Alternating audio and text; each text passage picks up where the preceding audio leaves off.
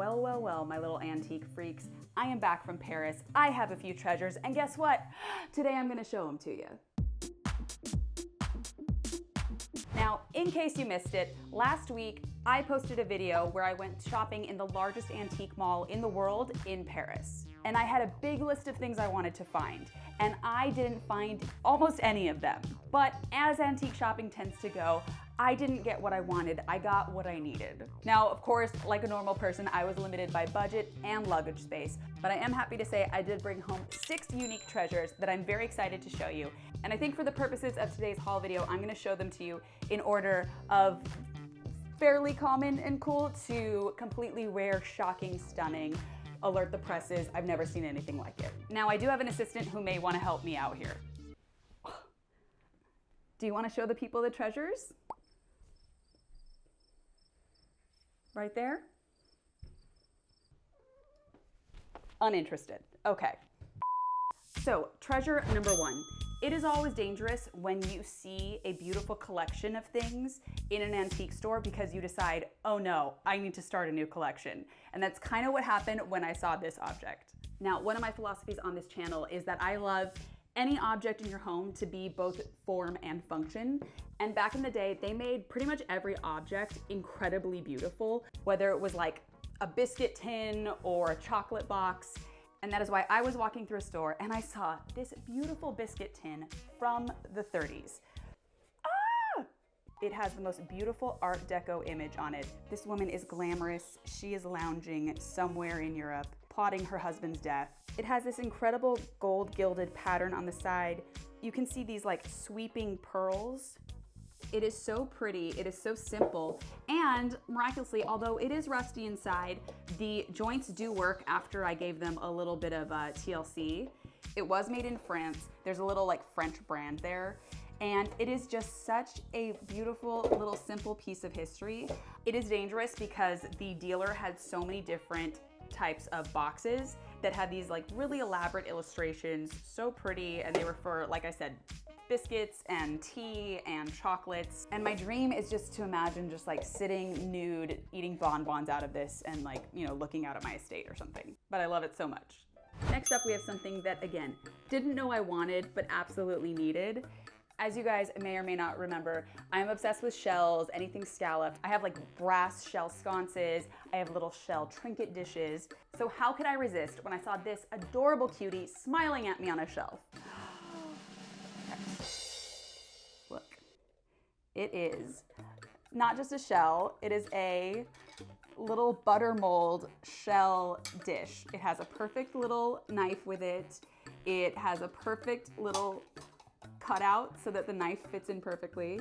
And I also saw online that this can maybe be used as a caviar dish. That feels a little much, but it is so cute. It also has this little removable tray, which says to me it's probably not that old or antique, but I've never seen one. It is so freaking cute. But now, because I've gone to France and become addicted to a certain lifestyle of fresh butter, I really want to make an herbed pressed butter mold or something. Also, could I keep my butter in this full time in the fridge? I think I could, don't you?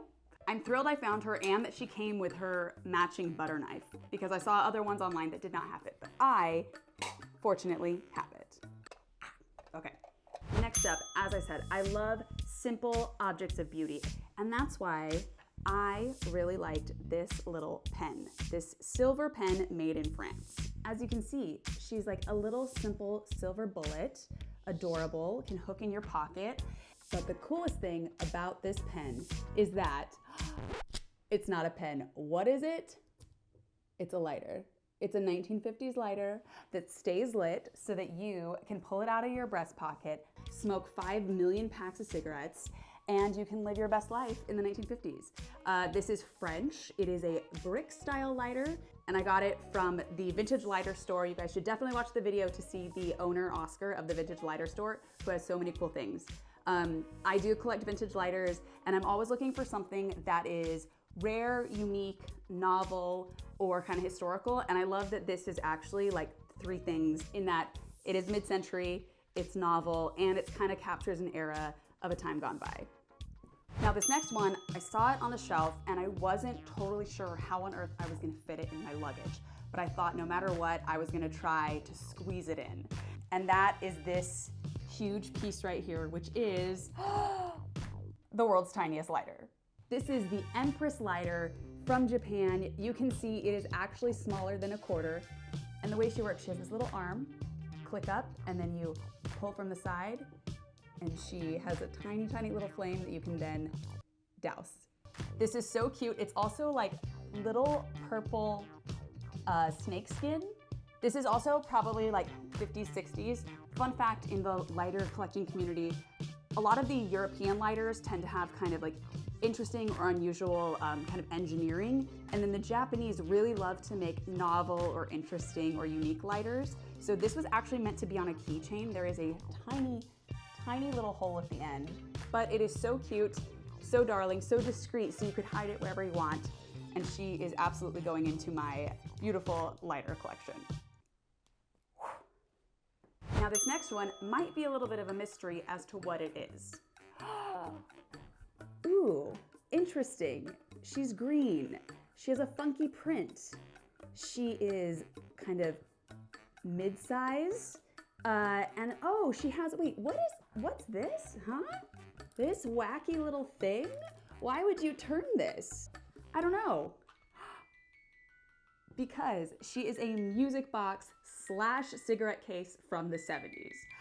Also from Japan. Very rare. I have never seen anything like it before. I absolutely thought this was so funny, so novel, so funky. I'm gonna put bubblegum cigarettes in it eventually, but I just thought so rare and unusual and kitschy. And again, the Japanese really liked novelty when it comes to lighters and smoking accoutrement. And most importantly, like, look at this print. Is this not like a Poochie print from the like late 60s, early 70s? I mean, we can't get enough. Fun fact, I've never smoked a cigarette in my entire life, but I do collect cigarette-related accoutrement. We all have layers. And last but not least, the pièce de résistance of my Paris antiquing trip. It is this mysterious little lady. I have to move positions to show you this. Do you guys have any idea what she could possibly be? Well, let me show you. That's right, she is a match striker from the Victorian era. You pick up the little match and then you strike it on her back. Match strikers were common in the like late Victorian, early 1900s era, but I have never seen anything like this, and much less this hilarious little bit she does of picking up her own match. I mean, let's do it in instant replay like 500 times. Guys, are you kidding? This is so unique and unusual. There are very few in the world. The dealer had never seen one like this before. She is absolutely probably the coolest thing I own at this point. But there's something interesting about her, and that is that she has this little strike pad on the back, but as you can see, it doesn't work with modern matches. Why would that be? Well, kids, grab a drink, pull up a chair, and let's take a walk down history lane to talk about the fascinating history of matches. So here's the deal. Up until like the 1830s, people were using flint and steel to light fires, whether that was fires in the fireplace or candles, things like that. Until the 1830s, when matches, kind of as we know them, were invented. And what they were sticks with white phosphorus tips that were highly combustive, so you could strike them on anything and they would ignite. The first matches were made with white phosphorus and sulfur, so when you lit them, they actually had that sulfuric smell, and so they were actually called lucifers. You can Google and see the packaging, kind of interesting. Now, because they left this like bad smell behind, they actually were not always used in ladies' parlors, because fancy ladies were like, ew, we don't want that smell in our parlors. That should only be for the kitchen wait staff and people like that out of our area. So in 1862, they developed matches that were still white phosphorus, but no sulfur. And these were called parlor matches because they were appropriate for ladies in parlors. Now, all along, these matches took the world by storm because they were easy to use, they were fairly cheap, you could use them, throw them away, it was super easy. Only one problem, the tips of these matches were using white phosphorus.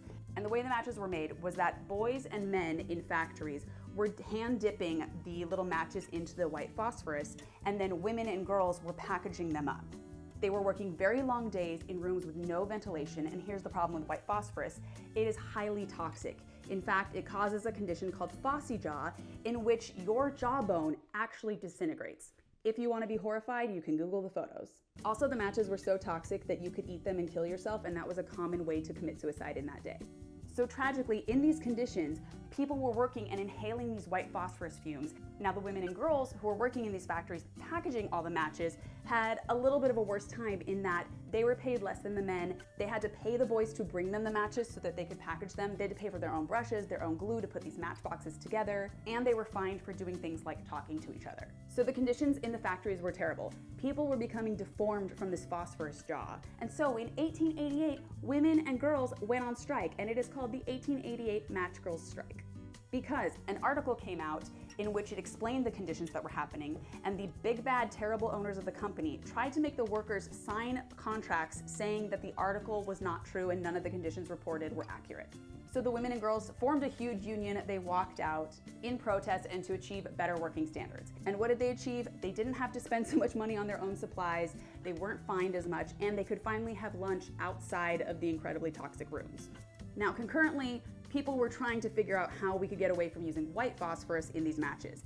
And they realized that if you use red phosphorus and you put it into a striker pad and then you strike the striker pad, you could do the same thing without the toxic white phosphorus. And that, boys and girls, is how we got the matches that we know today. Back to this object. This was clearly invented to be used with a match made of white phosphorus because you could strike it anywhere and it would ignite. Now, fun fact, when they did finally invent red phosphorus matches, the Salvation Army stepped in like the 1890s and was trying to make safer working conditions for the girls and women. And so they actually marketed safety matches as safety matches because they don't combust in your hand if you strike it on anything, and because it was safer for the workers.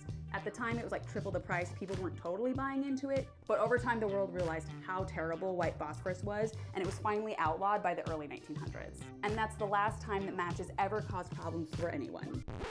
Oh wait, when they did finally invent regular matchbooks with a striker pad that contains red phosphorus, they realized that, oh, maybe we made a mistake. Maybe it's not a good idea to have the striker pad that will ignite the match on the same side with all the matches that could explode in your hand. And so that's why in 1973, they made front-facing striker pads illegal, and now all matches ever since then have it on the back.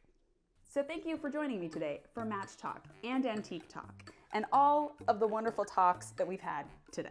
But I hope you guys enjoyed that fun little history lesson. Hope you guys dig the treasures, and I'm curious to hear what your favorite is of all of them. And if I'm honest, I am gonna go online and order Strike Anywhere matches that they make currently. They're not as toxic as they once were, but I do want something that will actually work with this and strike off her back.